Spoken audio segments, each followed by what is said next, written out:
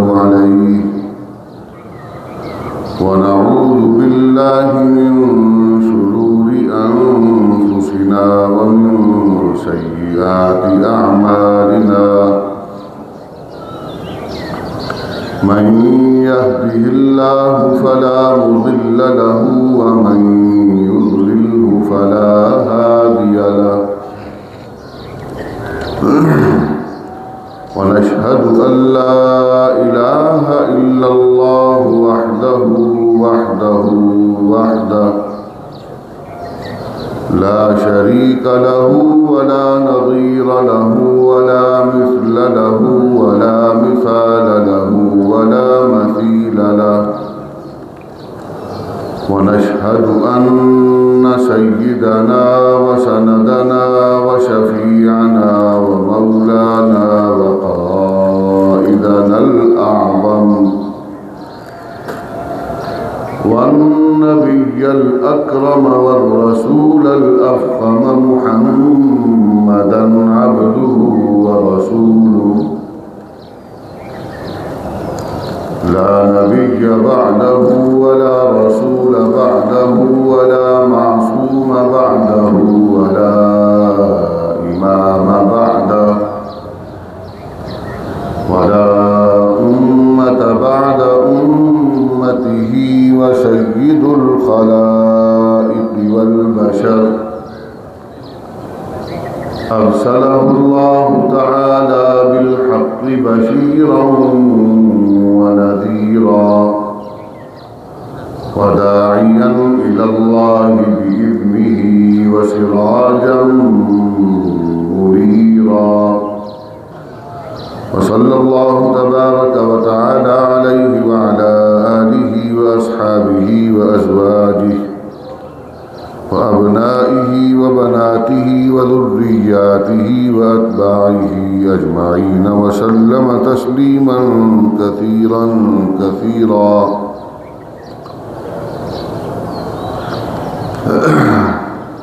أما بعد قال الله تبارك وتعالى في القرآن الكريم أعوذ بالله من الشيطان الرجيم بسم الله الرحمن الرحيم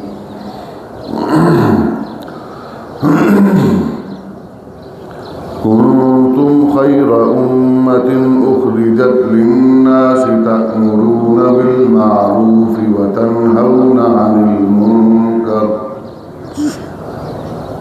صدق الله العلي العظيم وبلغنا رسوله النبي الكريم ونحن على ذلك لمن الشاهدين والشاكرين والحمد لله رب العالمين اللهم أرنا الحق حقا وارزقنا اتباعه وأرنا الباطل باطلا وارزقنا اجتنابه اللهم اهدنا واهد أولادنا وأولاد المسلمين رب اشرح لي صدري ويسر لي أمري واحلل عقدة من لساني يفقهوا قولي اللهم صل على محمد وعلى آل محمد كما صليت على إبراهيم وعلى آل إبراهيم إنك حميد مجيد اللهم بارك على محمد وعلى آل محمد كما باركت على إبراهيم وعلى آل إبراهيم إنك حميد مجيد يا رب صل وسلم بعد الاحترام سالمین علی وقار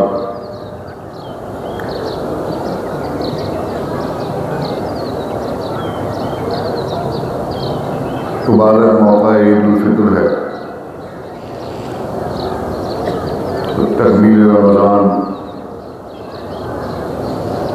میں قرآن کا پڑھا جانا روزے کا رکھا جانا اور اس کے ساتھ اللہ تبارک و تعالیٰ کی طرف سے نیکی کے کاموں میں رغبت دلانا کہ یہ مہینہ اجر اور ثواب میں اضافے کا مہینہ ہے کام کرو گے تو زیادہ اجر ملے گا۔ مقصد یہ کہ انسان کو اچھائی اور نیکی کی عادت اور طبیعت نیکی کی طرف مائل ہو۔ جب رمضان کا پورا مہینہ اس میدان میں گزرے گا تو پھر بعد از رمضان نیکی کرنا آسان ہو جائے گا۔ اگر رمضان میں تراویح کا اہتمام کیا، رمضان میں قرآن مجید فرقان حمید کی تلاوت کی، رمضان المبارک میں اللہ تبارک و تعالیٰ کی طرف سے جو برکات رکھی گئی تھی ان کے حصول کے لیے جد و جہد کی اور تگ و دو کی، تو اللہ رب العزت بعد ازیں اس طبی میدان کی برکت سے انسان کو نیکی کی توفیق ارزانی کریں گے۔ عام دنوں میں پھر نماز پڑھنا دشوار نہیں ہوگا، بوجھ نہیں ہوگا۔ عبادت کرنا، ریاضت کرنا، اللہ کی راہ میں کوئی تھوڑی بہت قربانی اور جد و جہد کرنا دشوار و مشکل نہیں ہوگا۔ لیکن اللہ تبارک و تعالیٰ سے یہ دعا بھی کرتے رہنا چاہیے کہ مولا توفیق ارزانی کرتا رہے، اور دعا مستقل عبادت ہے۔ دعا مانگنے کا بھی کچھ طریقہ ہوتا ہے، دعا مانگنے کا کچھ سلیقہ ہوتا ہے، اور دعا مانگنے کے مواقع اور مقامات بھی ہوتے ہیں۔ اللہ کے نبی صلی اللہ علیہ وسلم نے فرمایا کہ دعا مانگنے کا بہترین وقت اور موقع وہ ہوتا ہے جب انسان عبادت میں ہو، نماز پڑھ رہا ہو، اور بہترین موقع اس میں سے وہ جب انسان اپنے رب کے سب سے قریب ہوتا ہے، اور وہ موقع سجدے کا موقع ہے۔ جب سجدے میں ایک آدمی ہو تو اللہ سے دعائیں مانگے، اور بہتر مقام تو ہے انسان تنہائی میں اللہ کی بارگاہ میں سجدہ ریز ہو، اپنی حاجات اللہ کی بارگاہ میں پیش کرے، اور اس یقین کے ساتھ پیش کرے کہ اسی در سے مجھے ملے، اور کہاں سے ملنا ہے اگر یہ در نہیں؟ یہی تو مقام ہے۔ تو اللہ تبارک و تعالیٰ کی طرف سے ہمارے لیے مواقع بھی طے کر دیے گئے، مقام بھی طے کر دیا گیا، طریقہ بھی بتا دیا گیا۔ دعا مانگتے وقت بے توجہ نہیں ہونی چاہیے، بے نیازی نہیں برتنی چاہیے کہ جیسے ہمیں اس چیز کی کوئی اتنی ضرورت نہیں، ٹانگیں پسار کے بیٹھے ہوئے ہیں، بے نیاز ہو کر بیٹھے ہوئے ہیں، بے فکر ہو کر بیٹھے ہوئے ہیں۔ نہیں، آپ کے عمل سے یہ ظاہر ہو رہا ہو کہ آپ ضرورت مند ہیں۔ ہمارے معاشرے کے اندر ضرورت مندوں کے ساتھ کچھ اچھا سلوک تو نہیں ہوتا، لیکن ہمارے معاشرے کے ضرورت مند بھی تو لوگوں کے سامنے ضرورتیں پیش کرتے ہیں، اللہ کے سامنے نہیں پیش کرتے۔ اللہ نے تو اپنے در پہ بلایا، اور جو اس در کا عادی ہو جائے، جس کو اس در کی جگہ سائی مل جائے، اس کو اس میں ایسا لطف آتا ہے کہ پھر وہ کسی اور در پر نہیں کرتا۔ در در سے اللہ اسے بے نیاز کر دیتے ہیں۔ یہاں آج ہم جس معاشرے میں رہتے ہیں، یہاں پر تو اوپر سے لے کر نیچے تک جس کو کوئی تھوڑی سی طاقت مل جائے اس کی خواہش ہوتی ہے کہ میرے سامنے لوگ ہاتھ یوں کرتے رہے۔ گھر میں کوئی بڑا بن جائے تو اس کی بھی یہی خواہش ہوتی ہے۔ معاشرے میں کسی کو تھوڑی سی قوت مل جائے تو اس کی بھی یہی خواہش ہوتی ہے۔ حکومت مل جائے تو اس کی بھی یہی خواہش ہوتی ہے، لوگ مانتے ہی رہیں۔ اب تو ماشاء اللہ سے ہماری حکومتیں بھی ایسی ہیں جو خود مانگنے کی فن میں مشاق ہیں، بیرونی دنیا میں جا کر جگہ جگہ پر مانگتے پھرتے۔ جتنے حکمران ہمارے ہیں سب کو یہی شوق اور عادت، اللہ سے نہیں مانگا، غیر اللہ سے خوب اپنی حاجتیں، مرادیں اور منتیں مانگا۔ جتنے حکمران ایک کے بعد ایک. ہمارے یہاں سرائکی میں ایک لفظ استعمال ہوتا ہے پیمنٹ. یہ انٹرنیشنل پیمنٹ. کوئی مقام نہیں چھوڑا, کوئی جگہ نہیں چھوڑی. جب ہمارے اشرافیہ اور بڑی کلاس ہی ایسے مزاج اور طبیعت کے مالک ہوگی تو اس کے بعد پھر عوام کا تو حال ہی نہ پوچھی. تو مزاج بن گیا ہے لوگوں سے مانگنے کا, لوگوں کے سامنے سوال کرنے کا, اور طاقتوروں نے مزاج بنایا ہے. کسی نے اگر اللہ کی راہ میں کچھ خرچ کرنا ہوتا ہے تو اس کی خواہش ہوتی ہے کہ میں لوگوں کو دکھاؤں تو صحیح کہ میں کتنا بڑا دان ویر ہوں.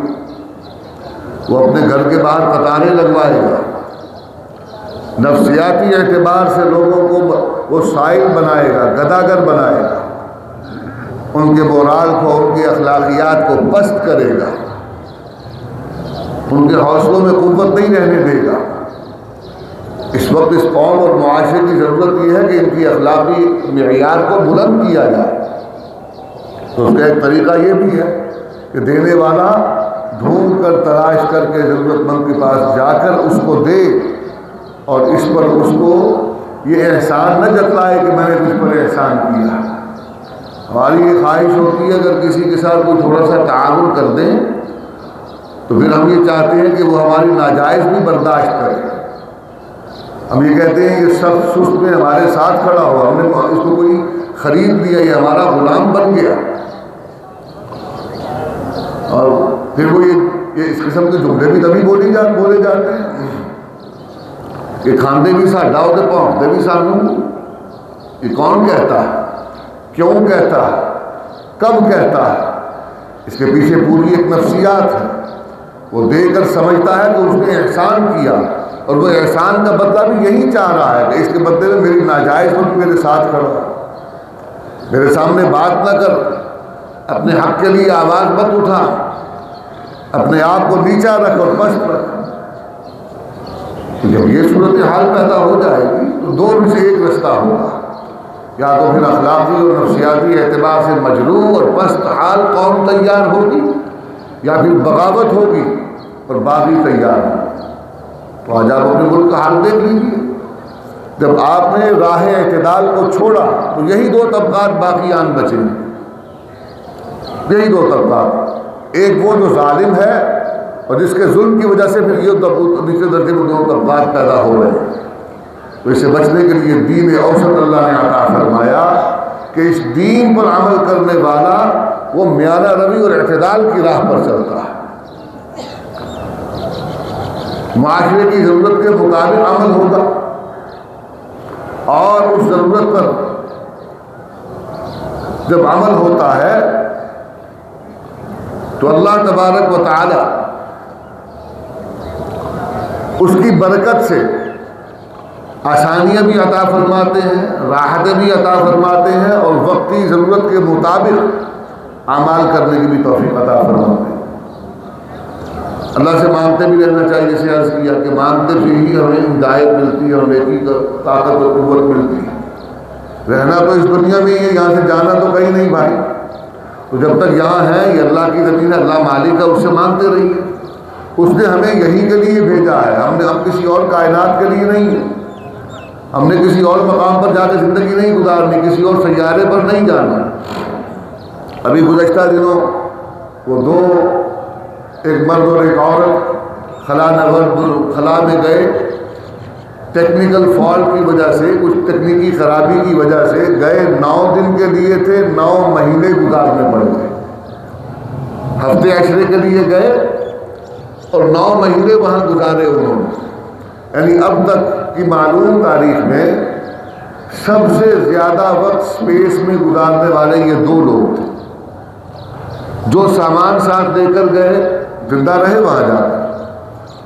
اسباب سامان مہیا ہونے کے باوجود جب یہ واپس آئے, زندہ تو تھے لیکن جسمانی اعتبار سے اتنے مسائل کا مجموعہ بن چکے تھے کہ ڈاکٹروں نے پوری تحقیق کی کہ ان کے پٹھے کمزور ہو گئے. کہیں سے ثقل گریوٹی نہ ہونے کی وجہ سے وہاں پر مسلز کو پوری طرح حرکت اور فنکشن کرنے کا موقع نہیں ملا. وہ ریلیکس ہوتے ہوتے کمزور اور ویک ہونا شروع ہو گئے۔ گریوٹی نہ ہونے کی وجہ سے ان کی اسپائنل کارڈ جو ریڑھ کی ہڈی ہے اس کے اندر خلا آنے لگ گیا، وہ لمبی ہو گئی، یہ ایک الگ مسئلہ پیدا ہو گیا۔ کشش ثقل نہ ہونے کی وجہ سے دوران خون جو ہے وہ سر کی طرف زیادہ چلا گیا، اور سر کے خلیوں میں اور آنکھوں کے پیچھے اور دماغ کے اندر خون زیادہ جمع ہونے لگ گیا۔ اس سے مستقل ان کو امراض پیدا ہونے شروع ہو گئے، مسائل پیدا ہونے شروع ہو گئے۔ مزید کچھ وقت رہتے تو عین ممکن تھا کہ ان کی موت واقع ہو جاتی، جو وقت اللہ نے طے کیا آنے تو اسی پر ہی ہے، لیکن مفلوج ہو جاتے، کوئی اور مسئلہ ہو جاتا، شریان پھٹ جاتی، کوئی اور مسائل۔ اللہ تعالیٰ نے اس زمین کے لیے ہمیں بنایا، ہمارے وجود کا نظام ہی ایسا بنایا۔ یعنی آپ دیکھیے کہ گریوٹی اگر نہ ہو تو کتنے مسائل پیدا ہو، یعنی اس مدار کے اندر ہی ہمیں رہنا، یہاں پر ہم رہیں گے، دوران خون بھی بہتر رہے گا، یہاں پر ہم رہیں گے، ہمارے جسمانی نظام، ہڈیوں کی ساخت، پٹھے، ان تمام کی حرکت اور ان کی ترتیب بہتر رہے گی۔ یہاں سے باہر نکلنے کی کوشش کریں گے، جیسے دنیا میں اس وقت جنگ چل رہی ہے، ہم سمجھتے ہیں کہ شاید یہ خلا پہ جانے والے کوئی ہمارے بہت بڑے محسن ہیں، کوئی ہمارے محسن نہیں ہے، سب دنیا کے طاقتور بدماش دہشت گرد دنیا پر قبضہ اور دنیا پر اپنے جابرانہ تسلط کے لیے سب کچھ کر رہے ہیں کہ کون کتنے زیادہ سیارے وہاں بھیج کر دنیا پر کتنا زیادہ کنٹرول حاصل کرنا چاہتا ہے۔ اس دوڑ میں لگے ہوئے ہیں، اس دوڑ میں لگے ہوئے ہیں۔ کوئی وہاں پر اس لیے نہیں بھاگے جا رہے، کوئی فرشتہ وہاں بیٹھا ہوا ہے جو اللہ نے باقی رکھا ہوا کہ آخری ہدایت اس کے پاس ہے کہ وہاں جائیں گے اس سے حاصل کر کے آئیں گے، اس لیے نہیں جا رہے بھائی، اور نہ ہی یہ دروازہ کھلا ہوا ہے۔ ختم نبوت کا دروازہ بند ہو چکا، نبوت ختم ہے، اور آپ علیہ الصلوۃ والسلام کے آنے کے بعد کسی اور نبی نے آنا نہیں، اور جب کسی اور نے آنا نہیں تو ہدایت کا دروازہ جو ہے اللہ نے وہاں سے بند کر دیا۔ زمین پر ہدایتیں موجود ہیں، قرآن مجید باقی ہے، نبی کا فرمان باقی ہے، اللہ نے ان کی حفاظت کا ایسا انتظام فرمایا، جہاں قرآن پڑھایا جا رہا ہے، حدیث بھی پڑھائی جا رہی ہے، اور حدیث پر پورا اللہ تبارک و تعالیٰ نے ایک علم فن رجال کا حدیث کے باب میں قائم کروا دیا کہ ان لوگوں سے جن سے روایت کی جا رہی ہے ان کی چھان پھٹک کی جائے کہ کیسے لوگ تھے۔ حدیث مبارکہ کی برکت سے اللہ تبارک و تعالیٰ نے ایسے افراد کے شجرے، ان کے کردار اور ان کی تاریخ کو جمع کروا کے اس کو مستقل ایک علم اور شعبہ بنا دیا، اور پھر اس کی بھی حفاظت ہو رہی ہے۔ تو جتنی چیزیں اللہ نے قرآن سے جوڑ دی، محمد رسول اللہ صلی اللہ علیہ وسلم سے جوڑ دی، اللہ نے ان کو باقی رکھنا ہے اور وہ باقی رہے گی۔ اور اس کے پیچھے اللہ نے ایک اصول دنیا کے اندر وضع کیا ہے کہ اس روئے زمین پر وہ چیز اللہ باقی رکھیں گے جو انسانیت کے لیے نفع مند ہے۔ وَأَمَّا مَا يَنْفَعُ النَّاسَ فَيَمْكُثُ فِي الْأَرْضِ، يَمْكُثُ فِي الْأَرْضِ یعنی زمین پر نفع انسانیت کہاں رکھا ہے؟ زمین پر۔ تو زمین میں جتنا نفع انسانیت کے لیے اللہ نے باقی رکھنا ہے جس چیز میں، وہ چیز باقی رہے گی۔ کتاب میں نفع باقی تو قرآن باقی ہے، قوم میں نفع باقی تو امت محمدیہ کو بقا دی ہے، اور اگر اللہ تبارک و تعالیٰ نے مخلوقات میں کسی کو نفع عطا فرمایا تو یہ جانور حیاتیاتی نظام کے اندر جمادات ہیں، حشرات ہیں، جانور ہیں، ان تمام کو جو اللہ نے انسان کو نفع مند بنایا ہے ان کو باقی رکھا۔ جو مضر ہیں، نقصان دہ ہیں، ان کو اللہ نے ختم کر دیا، مٹا دیا۔ کتاب تورات خود نازل فرمائی، زبور خود نازل فرمائی، انجیل خود نازل فرمائی، صحیفہ ابراہیمی خود نازل فرمایا، باقی صحف بھی اللہ نے خود نازل فرمائے۔ وہی اللہ قرآن کو نازل فرمانے کے بعد اپنی ہی نازل کردہ پچھلی تمام کتابوں کو منسوخ کر دیتے ہیں۔ لمبی چوڑی بحث میں مت جائیے، بس اس اصول کو یاد رکھیے، وہ منسوخ اس لیے ہوئے کہ اس میں انسانیت کے لیے اب نفع باقی نہیں تھا۔ قرآن باقی اس لیے ہے کہ نفع اسی کے اندر ہے۔ بس اس اصول کو یاد رکھ لیں۔ قوموں کو دیکھ لیجیے، اللہ تبارک بنی اسرائیل کو فضیلت عطا فرمائی، فرمایا فضلناکم علی العالمین، تمام جہانوں پر کوئی فضیلت عطا فرمائی۔ کیوں فضیلت عطا فرمائی؟ کہ ان کو انسانیت نفع مند بنایا تھا۔ جناب ابراہیم علیہ السلام کی اولاد، ان کے بڑے بیٹے اسحاق علیہ السلام کی اولاد، وہ ساری عیسیٰ علیہ السلام تک بنو اسرائیل کہلوائی. یعقوب علیہ السلام کی اولاد آگے ساری بنی اسرائیل کہلوائی. ان کے اندر اللہ نے سینکڑوں ہزاروں پیغمبر بھیجے. یعنی اس قوم میں اللہ نے انسانیت کی ہدایت و نفع کا اہتمام فرمایا. لیکن جب اس امت نے اس نعمت کی ناقدری کی اور انبیاء کے ساتھ ایک تو ہوتا ہے نا نافرمانی کرنا، یہ بھی کہا انہوں نے. جب موسیٰ علیہ السلام سے کہا گیا کہ اپنی قوم سے کہیے کہ چلیے چل کر فلاں قبیلے سے جا کر لڑنا ہے، جہاد کرنا ہے، یہ کہنے لگے انا ہا ہنا قائدون، اسی ایتھے بیٹھے تو تیرا رب جا کے آپ پہ ہی لڑ لو. معاذ اللہ، اس حد تک نافرمانی پر اتر آئے، گستاخی پر اتر آئے. اور پھر اس کے بعد آپ دیکھیے انبیاء کے قتل کے در پہ ہو گئے. خود جناب عیسیٰ علیہ السلام کو اللہ تبارک و تعالیٰ نے آسمان پر جب اٹھایا تو کیوں اٹھایا؟ اسباب ظاہری کیا بنائے؟ ظاہری اسباب یہی تھے کہ قوم قتل کرنے کے در پہ تھی. وہ تو اللہ تعالیٰ نے بچانا تھا. بر رفعہ اللہ نے انہیں اٹھا لیا، الہی اپنی طرف اٹھا لیا انہیں. وہ باقی ہیں، وہ زندہ ہیں، زندہ جاوید ہیں، آئیں گے اپنے وقت پر. یہاں کیا ہوا؟ جہاں جس کو سولی پر چڑھایا گیا، وما قتلوہ وما صلبوہ ولکن شبہ لہم، ان کو شبہ ہوا کہ ہم نے عیسیٰ کو قتل کیا، ان کو شبہ ہوا کہ ہم نے عیسیٰ کو صلیب پر لٹکایا. حالانکہ عیسیٰ نہیں تھے. وہ جو عیسیٰ سے غداری کرنے والا تھا، اللہ نے اس کا چہرہ عیسیٰ کے مشابہ کر دیا، وہ پکڑا گیا. اس کو جب قتل کیا گیا تو قتل کرنے والے سمجھ رہے تھے کہ عیسیٰ ہیں، وہ دہائی دے رہا تھا کہ میں عیسیٰ نہیں. تو اللہ فرماتے ہیں انہیں شبہ ہوا کہ عیسیٰ کو مارا، پر عیسیٰ کو انہوں نے نہیں مارا، عیسیٰ آسمان پر اٹھا لیے تھے. سبب کیا بنا؟ ظاہری اعتبار سے انبیاء کے قتل کے در پہ. خود عیسیٰ علیہ السلام کو قتل کرنے کے لیے تیار تھے. رب ذوالجلال نے یہ فضیلت بنی اسرائیل سے واپس لے لی اور لے کر ایک اور امت کا انتخاب فرمایا اور اعلان کیا کنتم خیر امت اخرجت للناس تأمرون بالمعروف وتنہون عن المنکر. کہ اس امت محمدیہ کو اللہ تبارک و تعالیٰ یہ اعزاز عطا فرمایا کہ اب ان کو جو علم دیا ہے، جو کتاب عطا فرمائی ہے، جو نسبت عطا فرمائی ہے، یہی انسانیت کے لیے خیر اور نفع کا باعث اور ذریعہ ہے. لہذا اللہ نے فرمایا کہ اب تم بہترین امت ہو، کسی اور کو فضیلت نہیں دی گئی. وہ فضیلتیں ان سے لے لی، اس امت کو فضیلت عطا فرمائی نسبت محمدی کی وجہ سے، آخری امت ہونے کی وجہ سے، قرآن کی وجہ سے. تأمرون بالمعروف وتنہون عن المنکر، انسانیت کے لیے، تمام انسانیت کے لیے خیر خواہی اور نفع مند ہونے کی وجہ سے اللہ نے یہ فضیلتیں ان کو عطا فرما دیں. اب رہے گی انہی میں. اللہ تبارک و تعالیٰ ان میں سے لوگوں کو منتخب کرتے رہیں گے. ما ولتکم منکم امۃ یدعون الی الخیر، تم میں سے ایک طبقہ، ایک جماعت، ایک گروہ ایسی رہنی چاہیے جو لوگوں کو بھلائی کی طرف بلائیں. بھلائی کی طرف بلانا کیا ہے؟ امر بالمعروف نہی عن المنکر. یہ کام ان کو کرنا ہوگا. تو وہ لوگ کون ہوں گے؟ جن کو اللہ توفیق عطا فرمائیں گے. عالم عرب میں دین آیا، انہوں نے ذمہ داری کو اس وقت تک نبھایا، اللہ نے انہی کے سپرد یہ سربراہی کیے رکھی.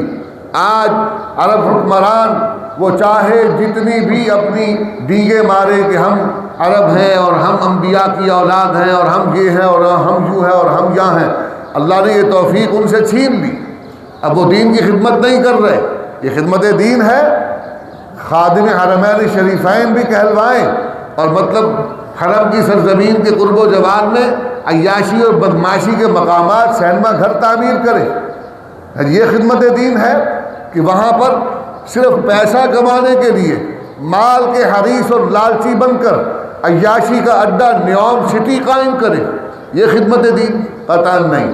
صرف اور صرف ان کو اللہ تبارک و تعالیٰ کی طرف سے اس امت میں سے کچھ اگر خدمت کے لیے چنا گیا ہے تو یہ بھی شاید کچھ وقت تک کے لیے باقی رہے گا. حالات دنیا کے کروٹ لے رہے ہیں، پلٹا کھا رہے ہیں، پتہ نہیں کب تک یہ سلسلہ باقی رہے. اللہ تبارک و تعالیٰ سے دعا کرنی چاہیے اللہ امن اور سلامتی عطا فرمائے. رب العالمین نے ہمیں تو ذمہ داری دی ہے کام کرنے کی. حالات کو دیکھ کر ہاتھ پر ہاتھ رکھ کر بیٹھے نہیں رہنا چاہیے. عبادت گزارو. اللہ نے رمضان میں عبادت کی توفیق عطا فرمائی. یاد رکھو عبادت کے اندر بھی علماء امت نے 4 گروہ ایسے بتائے جو عبادت گزاروں میں افضل کہلوائے۔ ایک گروہ تو یہ کہتا ہے کہ جو عبادت کرنے والے عبادت میں مشقت زیادہ برداشت کرتے ہیں، اللہ تبارک و تعالیٰ ان کو فضیلت عطا فرماتے ہیں، ان کی عبادت فضیلت والی ہوتی ہے۔ ایک گروہ یہ کہتا ہے کہ جس کی عبادت میں دنیا سے بے رغبتی زیادہ ہوتی ہے، اس کی عبادت کو زیادہ قبولیت ملتی ہے، فضیلت ملتی ہے۔ ایک گروہ یہ کہتا ہے کہ جس کی عبادت میں اللہ تبارک و تعالیٰ کے ساتھ تعلق، معاملات اس کے اندر کثرت ہے اور تنہائی اور یکسوئی ہے، اس طرح کے معاملات لوگوں کو نفع پہنچانے والے زیادہ سے زیادہ ہیں، اللہ تبارک و تعالیٰ اس کی عبادت فضیلت عطا فرماتے ہیں۔ 3 گروہ، ایک کہتا ہے بے رغبتی دنیا سے، دوسرا کہتا ہے مشقت زیادہ، تیسرا کہتا ہے انسانیت کے لیے نفع جس میں زیادہ ہو وہ عبادت اچھی اور بھلی ہے۔ چوتھا ایک گروہ ایسا ہے جس نے اس سب میں مطابقت پیدا کر دی، وہ کہتے ہیں عبادت کے کرنے کے کام الگ الگ ہیں، ہر کام اپنے وقت پر کیا جائے گا۔ جس وقت مشقت کی عبادت کی ضرورت ہے اس وقت وہ عبادت کی جائے، جس وقت لوگوں کی بھلائی کی ضرورت ہے اس وقت وہ عبادت کی جائے، اور جس وقت اپنی بھلائی اور اپنے تقوی اور تزکیے کی ضرورت ہو تو تنہائی اور یکسوئی اور دنیا سے بے رغبتی والی عبادت کی جائے۔ ہر کام اپنے وقت پر کیا جانا ضروری ہے۔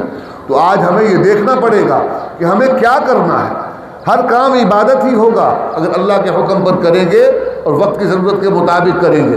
ہمارے اکابر رہنمائی کی ایک دور تھا، ختم نبوت کے محاذ پر کام کرنے کی ضرورت تھی، تو ہمارے اکابر نے الحمدللہ اس عنوان پر کام کیا، جماعتیں بھی بنی، تنظیمیں بھی بنی، جد و جہد بھی ہوئی، قربانیاں بھی دی گئیں، قید و بند کی صحبتیں برداشت کی، لیکن اپنی بات سے، کام سے، کاج سے پیچھے نہ ہٹے اور بالآخر قانون بنوا کر دم لیا۔ ایک عنوان تھا دفاع صحابہ کا، ناموس ازواج و اصحاب رسول کا، اس کے لیے آج تک جد و جہد جاری ہے، مارے بھی کھاتے ہیں، قید و بند کی صحبتیں بھی برداشت کرتے ہیں، لیکن نام لینا نہیں چھوڑتے۔ تو اسی طرح آج ایسے عنوانات کی بھی ضرورت ہے۔ اس قوم کے، نئی نسل کے، آنے والی نسلوں کے ایمان کی حفاظت، ان کو ایسے فتنوں سے بچانے کی ضرورت، اور ان کی نفسیاتی اور اخلاقی جو کمزوری ہے اس کو دور کر کے ان کی اس میں بلندی اور برتری اور ایک نیچے سے اوپر لے کر آنے کی محنت، یعنی دنیا کے اندر مسلمان اس مرعوبیت سے نکلے۔ پاکستان کا مسلمان جو ہمارے بھائی ہیں، جن پر محنت کرنا ہماری ذمہ داری ہے کہ ان کو باہر نکالا جائے۔ یہ اصل کام تو بڑوں کا تھا، معاشرے کے بڑے، سیاسی بڑے، ریاستی وڈیرے، ان کو یہ کام کرنا چاہیے تھا۔ تو میں نے ابتدا میں عرض کیا وہ سارے تو خود ماشاءاللہ مغرب کے 10 دیگر ہیں، ان سے مرعوب ہیں، انہوں نے یہ کام کہاں سے کرنا تھا؟ تو یہ کام آج بھی اس گئے دوسرے دور میں اگر کر رہا ہے تو مسجد کے ممبر پہ محراب پر بیٹھا ہوا مولوی کر رہا ہے، وہ آپ کو یہ پیغام دے رہا ہے کہ بھائی دنیا کے ان بڑے بڑے طاقتوروں سے مرعوب مت ہو، اللہ وحدہ لا شریک ہے، اس کے سامنے سر نگو ہو جاؤ، وہاں مرعوبیت ہے، وہاں پر سجدہ ہے، وہاں پر آپ کی عاجزی اور انکساری کی ضرورت ہے۔ دنیا کے طاقتوں سے مرعوب مت ہو جاؤ، یہ تمہارے اخلاق، تمہاری عادات، تمہاری زندگی، تمہاری معاشرت، تمہاری معیشت، تمہاری تمام کی تمام تہذیب، تمدن، یہ اس بات کی غمازی کرتی ہے آج کہ ہم نام کے مسلمان رہ گئے، ہماری زندگی وہ کفر کی مرعوبیت والی بن گئی۔ تو آج ضرورت ہے اس بات کی بھی کہ ہم اپنے بھائیوں کو، نوجوانوں کو اس محنت میں، اس مجبوری اور محرومی کی حالت سے باہر نکالیں۔ اس کے لیے جناب رسول اللہ صلی اللہ علیہ وسلم کی تعلیمات ہمارے لیے بہت کافی ہیں۔ اللہ تبارک و تعالیٰ نے فرمایا کہ مال خرچ کرنے کے مصارف بھی اللہ نے بتائے ہیں، زکوٰۃ کے مصارف بھی بتائے، اور بھی مصارف بتائے ہیں۔ ایک جگہ فرمایا وَآتَ الْمَالَ عَلَىٰ حُبِّهِ ذَوِي الْقُرْبَىٰ وَالْيَتَامَىٰ وَالْمَسَاكِينِ وَابْنَ السَّبِيلِ وَالسَّائِلِينَ وَفِي الرِّقَابِ، مصارف بتائے، غلامی اس سے نجات دلواؤ، انسانوں کو انسانوں کی غلامی سے باہر نکالو۔ نبی کے صحابہ بادشاہ وقت سے مذاکرات کے لیے جاتے ہیں، بادشاہ کافر ہے، صحابی نبی کا غلام ہے، میدان جنگ کے اندر ایک دوسرے کے سامنے آئیں فوجیں، بادشاہ وقت اپنے وقت کا فرعون شاہ ایران، وہ کہتا ہے ان سے پوچھو کیوں لڑتے ہیں، مذاکرات کرو ان سے، ان کو بلاؤ، ٹیبل ٹاک کرو ان سے معاملہ ختم کرو۔ یہ چڑھتے چلے آ رہے ہیں، طوفان کی طرح آتے ہیں، آندھی کی طرح چھا جاتے ہیں اور پھیل جاتے ہیں، علاقے ہمارے ہاتھ سے نکلتے جا رہے ہیں، حکومت ہماری سمٹتی جا رہی ہے۔ ان کو بلاؤ، بیٹھ کر مذاکرات کر کے معاملہ طے کرو۔ ان کو عورت چاہیے وہ دے دو، ان کو مال چاہیے وہ دے دو، اقتدار چاہیے، جتنا خطہ چاہتے ہیں، ہماری سلطنت بڑی وسیع ہے، وہ ان کے سپرد کر دو، ان سے معاملہ طے کرو۔ نبی کے صحابی کے سامنے یہ پیشکشیں ہوئیں، انہوں نے کہا نہ مال چاہیے، نہ زمین چاہیے، اور نہ ہی دولت اور اقتدار چاہیے۔ وہ حیران ہو گیا کہ پھر لڑتے کاہے کے لیے ہو؟ انہوں نے کہا ہم دنیا میں اللہ کی زمین پر اللہ کے بندوں کو اللہ کی غلامی سے، بندوں کی غلامی سے نکال کر اللہ کی غلامی لانے کے لیے جد و جہد کرتے ہیں۔ تمہیں حق نہیں پہنچتا کہ تم لوگوں پر حکمرانی کرو، حکمرانی کا حق صرف ایک اللہ وحدہ لا شریک۔ اور یہی یہ کتاب جو ہمیں ملی ہے، یہ کتاب حکومت تھی۔ انا انزلنا الیک الکتاب بالحق لتحکم بین الناس بما اراک اللہ۔ فرمایا یہ کتاب ہم نے نازل فرمائی، یہ کتاب ہے فیصلوں کی کتاب، قانون کی کتاب، صرف برکت والی کتاب نہیں ہے، صرف خیر و برکت کے لیے اس کو نہیں پڑھا جائے، صرف ایصال ثواب کے لیے نہیں پڑھا جائے، صرف شفا کے حصول کے لیے نہیں پڑھا جائے۔ یہ بھی سمجھو کہ یہ کتاب اللہ نے کن کن مقاصد کے لیے نازل فرمائی ہے۔ آج ہمارا قرآن کے ساتھ تعلق ہمارے مقاصد کا ہو گیا، جزوی مقاصد، جزوی برکات ہم حاصل کرتے ہیں۔ خدا کی قسم اگر آج مسلمان اپنے آپ کو پورے کا پورا قرآن کے سپرد کر دے، جیسے اللہ کا تقاضا اور مطالبہ ہے ادخلوا فی السلم کافہ، جب یہ مسلمان اپنے آپ کو پورے کا پورا قرآن کے سپرد کرے گا، کہاں کہاں سے خدا کی رحمتیں، کیسی کیسی خدا کی برکتوں کے دروازے کھلیں گے، اس کے وہم و گمان میں بھی نہیں ہوگا۔ اس نے تو بڑا محدود رکھا قرآن کی برکتوں کو، بڑا محدود کر دیا قرآن کے مقاصد کو۔ اللہ نے تو اس کو عالمگیر، بین الآفاقی، ایک انقلاب کی کتاب بنایا تھا۔ اس نے پہلے فرد کے کردار میں تبدیلی کی، انقلاب برپا کیا، پھر معاشرے کے اندر انقلاب برپا کیا، اور وہ جو مالی اعتبار سے، معاشی اعتبار سے کمزور محسوس ہوتے تھے، ناتواں محسوس ہوتے تھے، اللہ نے ان کے ذریعے سے ایسے عالمگیر انقلاب کو برپا کر کے ایسی حکمرانی کا نظام قائم کیا کہ کافر حکمران، ان کی کافر رعایا بھی جب مسلمانوں کی سرحدات ان کے پڑوس میں آتی تھیں، وہاں پر امن، انصاف، حقوق کی فراہمی دیکھ کر وہ اپنے ظالم حکمرانوں کا راستہ چھوڑ کر مسلمانوں کی حکمرانی قبول کر لیا کرتے۔ واقعات ہے، یہ سلسلہ ہوتا رہا ماضی کے اندر۔ تو یہ ایک کتاب اللہ نے ہمیں عطا فرمائی تھی، اس سے وابستہ کرنا ضروری ہے۔ اس سے وابستہ کرنے والے علماء، ان سے وابستہ ہونے والوں کے معیار زندگی کو اللہ بلند کرتا ہے، ان کے اخلاق کو بلند کرتا ہے، ان کے کردار کو اللہ بلند کرتا ہے، اور معاشرے میں ان کی عزت ہوتی ہے، توقیر ہوتی ہے۔ اللہ تبارک و تعالیٰ نے آج بھی اس گئے گزرے دور میں دیکھ لیجئے، آپ سے کہیں زیادہ ان مسلمان کہلوانے والی قوتوں کی عزت اور توقیر ہے جو قرآن کے ساتھ وابستہ ہے اور قرآن کے نظام سے وابستہ ہے۔ ان کی بات دنیا میں قدر کی نگاہ سے دیکھی جاتی ہے، آپ کی بات کو وہ اہمیت اور رقت نہیں دی جاتی۔ آپ کفر کی غلامی قبول کر چکے، تو کفر کی غلامی قبول کرنے والا مزاحمت کیا کرے گا؟ کیا مزاحمت کرے گا؟ تو مزاحمانہ کردار، اللہ نے برائی کے خلاف جرأت کردار پیدا کی ہے قرآن کی برکت سے۔ قرآن سے جوڑیے اپنی اولاد کو، قرآن سے وابستہ کیجیے اپنی اولاد کو، تبھی ان کا مورال بلند ہوگا، تبھی ان کا اخلاق بلند ہوگا۔ ہاں اگر آپ یہ سمجھتے ہیں کہ آپ اپنے معاشرے کے مولوی کہلوانے والے، امام کہلوانے والے، اس کو دیکھ کر یہ سمجھتے ہیں کہ قرآن والے ایسے ہوتے ہیں، تو معذرت چاہتا ہوں میرے بھائی، آپ نے اپنی مسجد کے مولوی، امام، پیش امام اور خطیب کو ایک پیشہ بنا کر، رہنما نہ مان کر، قائد نہ مان کر، پیشوا نہ مان کر اس کو ملازم بنایا۔ تو ملازم ایسے ہی ہوتے ہیں جیسے ہیں، آپ ان کو پیشوا بنائیے، امام بنائیے، حقیقت میں امام بنائیے، مقتدا اور رہنما بنائیے۔ جو مقام اللہ نے ان کو دیا ہے وہ مقام ان کا تسلیم کیجیے اور اس کا ایک پھر کیریکٹرسٹکس ہوتی ہیں، اس کا ایک معیار ہوتا ہے، پیرامیٹر ہوتا ہے، دیکھا جائے گا پھر اس مقام پر کون کھڑا ہو سکتا ہے، کون نہیں ہو سکتا جی، یہ دیکھا جائے گا جی۔ اللہ تعالیٰ نے محمد کریم علیہ السلام کے بعد ابو بکر صدیق کو مصلی امامت پر کھڑا کیا، اور اس حد تک اللہ اس میں شدید ہے کہ جناب عمر فاروق کھڑے ہوئے، نبی کے کان میں آواز پہنچی، پوچھا کون ہے مصلی پر؟ فرمایا عمر ہیں، مراد نبی ہیں۔ فرماتے ہیں لو کان بعدی نبی لکان عمر، کہ میرے بعد کوئی نبی ہوتا تو عمر ہوتا۔ ایسے مقام والا، ایسی شان والا، اس کے ہونے کے باوجود بھی مصلی پر کھڑے ہوئے۔ فرمایا نہیں، ابو بکر کے سوا کوئی مصلی پر کھڑا نہیں ہو سکتا، مروا ابا بکر فلیصلی بالناس۔ سیدہ عائشہ فرماتی ہے رسول اللہ آپ موجود ہوں اور میرے ابا مصلی پر کھڑے ہو جائیں، میرے ابا بڑے رقیق القلب ہیں، نرم دل ہیں، ان سے یہ ہمت نہیں ہوگی۔ فرمایا عائشہ میں کیا کروں، اللہ اور مومن ابو بکر کے سوا کسی پر راضی نہیں ہوتے۔ ایک معیار ہے اس مقام کا، اس معیار کو پہلے خود سمجھنا ہوگا، خود تسلیم کرنا ہوگا، پھر ہی ہم اس طرف واپس آ پائیں گے۔ اللہ مجھے اور آپ کو اس کی توفیق عطا فرمائے۔ تو بھائی بات یہی ہے، واپس آنا ہے، قرآن سے وابستگی ضروری ہے۔ قرآن پڑھیے، قرآن سیکھیے۔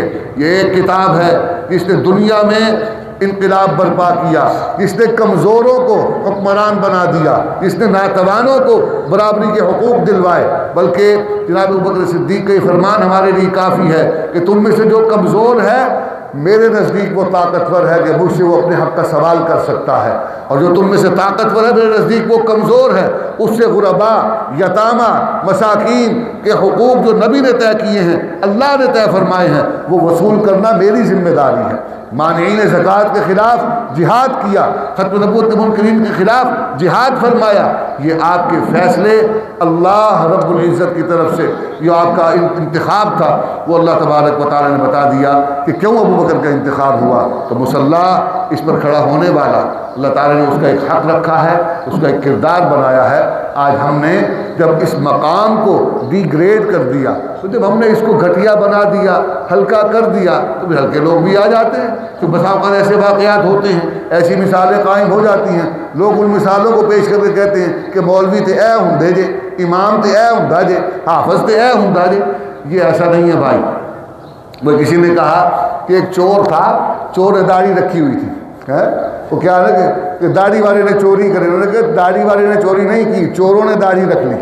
تو جب آپ نے معیار کو کم کر دیا، گرا دیا، تو ہلکے لوگ بھی وہاں پر آ جاتے ہیں۔ تو معیار جب بلند ہوگا تو کمزور جی ہلکا آدمی وہاں پر پہنچ ہی نہیں پائے گا، اس کو اللہ تبارک و تعالیٰ ویسی دروازہ اس کا بند ہو جائے گا۔